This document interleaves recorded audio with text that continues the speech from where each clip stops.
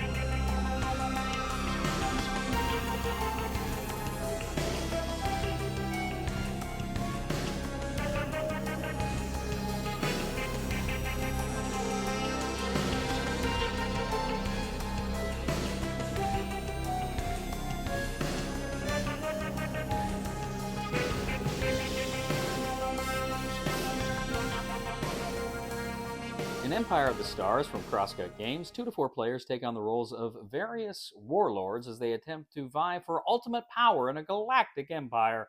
Let's take a look. The game board is a map of the galaxy with various spaces where areas will be able to be explored. In the center of the game board, there'll be an area for the various actions and roles that will be selected over the course of the game. Each player will receive their own player board as well as power cards, and they'll just select one of those that will be kind of their unique power during the game to give it a little asymmetry. You're also going to go ahead and lay out various market tiles that you will use during the game, as well as various technology cards. Now, the technology cards are different kinds of technology, but they are separated not by their kind, but by their number, 1, 2, or 3. You're going to go ahead and set those out with one face up for each deck. You're also going to set out a number of exploration tiles equal to the number of players plus 1. You're also going to set out your home worlds on the board, select where you would like to place those. Players are also going to gather their starting resources, and they have a little throne that they're going to put there, and that's going to be important for scoring moving forward. Now, essentially, on a player's turn, they can select what role they want to take on. They're going to take a kind of a major action, and then other players will also be able to take kind of minor actions. Now, you've got the Explore action. Essentially, beginning with the player who chooses the action, you can take an Explore token and place it anywhere on the board. Everybody else can do that as well. Now, as a privilege, the person that chose it, they can actually take one of their tokens to be a colony and place it as a colony on that particular tile. After that is done, you go ahead, you refill the exploration tiles. You also see if there's any wormholes on the board, which will allow for special travel during the game.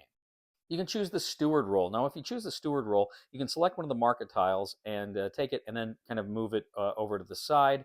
And what that means is the resources on it you automatically get, but then everybody gets to produce a resource, one specific kind of resource from their worlds.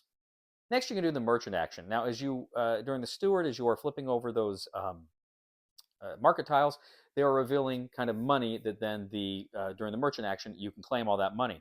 Then you can go ahead and see what the going rates for the various resources are. Again, polymers, metals, energy, and depending on what they are, you can buy or sell those resources at those rates. Now, you can also invest in far space. So essentially, there's a number of far space actions with galaxy tokens on them. You can spend money to essentially take that galaxy token and put it in the back of your throne. That's going to be a point at the end of the game. But also, too, if one is empty, then you can spend that much money to place one of your tokens there. That also will be worth points at the end of the game. Next, you've got the engineer, and the engineer allows you to build spaceships. And essentially, there are 3 levels of spaceships: fighters, cruisers, and dreadnoughts. And you can go ahead and spend to build those ships at that time, whatever you can afford. But you can only deploy them on your home system or on star bases. So your settlements are just kind of flipped to one side. You flip them over, they become star bases. And if they're at a star base, you can deploy there as well. Next, you have scientists. Now, if you go to the scientist spot, you can draw any one of the cards. You can draw a face-up card or do a blind draw off the top of the deck. You don't have to draw if you don't want to. But after you've drawn that card, it goes into your hand. Now, also, too, during that same action, you can actually pay the cost to put that technology card into play. So it's in front of you, so that gives you a special ability. Now, while all players at that time can pay for cards from their hand, only the player that took the action gets a 1 resource discount. Next, you have the Warlord. Now, if you do the Warlord, essentially you're moving your ships, and you can move them into your opponent's territories. You may not move them into the opponent's home territory. You can never have more than three of your ships in a space at a time. Now, if ever you find yourself in combat, what you're going to do is total up your strengths. You're going to look at the number of ships you have, or if there's any star bases nearby or what have you that's going to contribute to your strength. You find out what that total number is. Then you're going to go ahead and look at your combat dials. Essentially, you can allocate that number however you want amongst weapons, shields, and tactics. Now, when you do that, you can look at the when you reveal them, you can look at the difference in tactics, and you can essentially take that number, the difference of that number, and the winner can move ships out of the combat. So if you're defending, you could move out if you wanted to, or you could move your enemy out if you wanted to. Then, of course, you look at how many shots you get against your enemy versus their shields, and vice versa, and that way you can determine exactly how many ships are destroyed. If they're on an empty planet, the winner then can actually colonize that planet. Finally, you have the regent. Now, the regent can go ahead and take 2 colony tokens from the board. He can actually pay to have more, and he can go ahead and place those on the board. Other players can take similar action at this time. Now, what you're doing here is you are essentially putting your influence so you can create colonies or star bases. If you put another one there, it becomes a star base.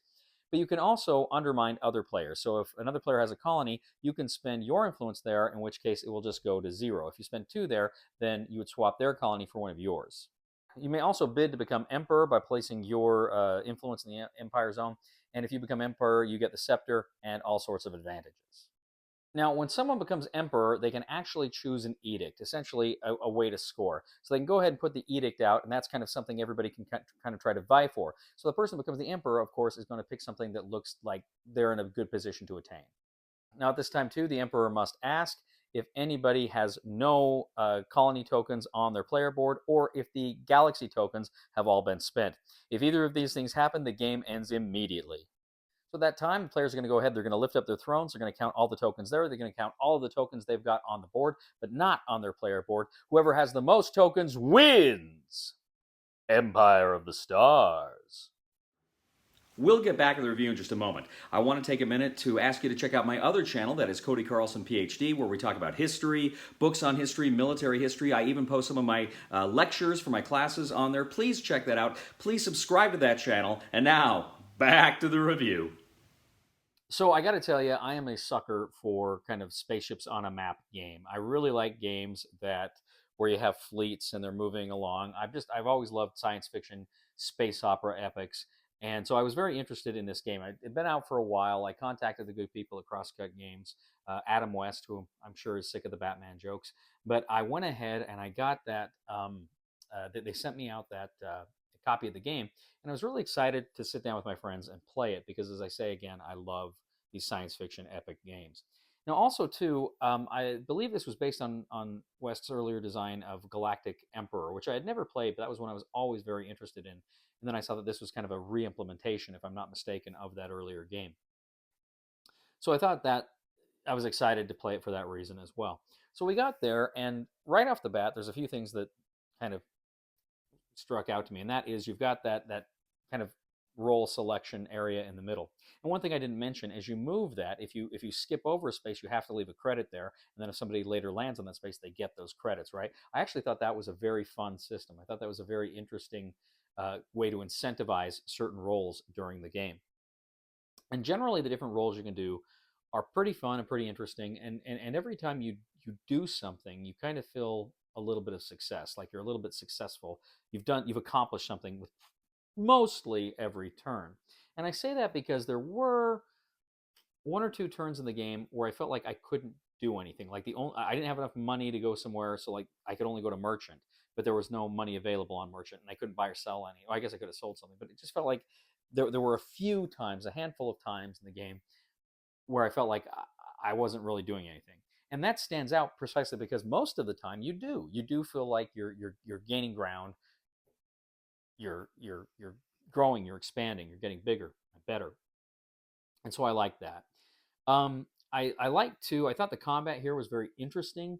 Of course, it's not dice combat. You're just totaling up strength, and then you're allocating secretly with dials where you want to place those strength with tactics, with the shields or the weapons. I thought that was very interesting because you're actually moving ships out of the combat. I almost would have thought it would have been fun if instead of tactics doing that, maybe if you had like a tactics deck of cards and the number of tactics you allocated was how many cards you could play. I don't know. That's just spitballing there. But as it was fun. It was interesting. It's something I've not quite seen before in that way, which I thought was fun. So this to me looks like it's a fairly accessible game. It's not terribly difficult to learn or to play. I think maybe certainly it lacks the bite of something like a Twilight Imperium, which is a massive game, right? Or even an Eclipse, which isn't much bigger than this one, but even that I think has a little bit more bite to it. But Empire of the Stars, it's a very fun game. It's a very unique game among these titles in the way it um, forces some competition. But all told, I felt it was kind of a safe by the numbers Space Empire game. A good game, a fun game, but it didn't wow me. It didn't blow me away the way some of these other kind of mid-level games have done, like Last Light or even Arcs. Granted, they're very different games mechanically, but with a theme. That's kind of what I'm comparing it on. But anyway, I like this game. I think it's a fun game on its own merits. I liked it, but I didn't love it. I'm going to go ahead on the Cody scale. I'm going to say a 7. I think this, if you're looking for kind of a good mid-level space opera game, I think there's something here you might really enjoy. Well, thank you once again for joining us today on The Discriminating Gamer. As always, we'd ask you to please leave a comment for us here on YouTube, on Board Game Geek, on our Facebook page. Check us out on social media, Facebook, Twitter, X. And please, as I say, leave a comment. We'd love to hear from you. Please like and subscribe this video on YouTube. We'd ask you to give it a thumb on Board Game Geek as well. And if you really do enjoy the content we bring you here, I would ask you to check out my other channel, that is Cody Carlson, PhD, where we talk about military history, books on history, fun things like that. It would mean the world to me if you would subscribe to that channel as well. Also, too, if you do like this channel, I would humbly ask you to click on the Super Thanks button and leave a tip. Food for thought. If the Borg ever assimilated tribbles, they'd be unstoppable. Please somebody help me on my feet again. And I don't know where I'm going, and I don't know where I've been. Please somebody help me on the solid ground. It's a long time, and I'll be dying. Once a year I wind up in the band. God knows that I love to fight. Bonjour et bienvenue à Le Discriminating Gamer. Quand j'étais petit, quand j'avais 12 ou 13 ans, j'ai voulu être un maron ou un avocat ou acteur. Mais aujourd'hui, prof de l'histoire.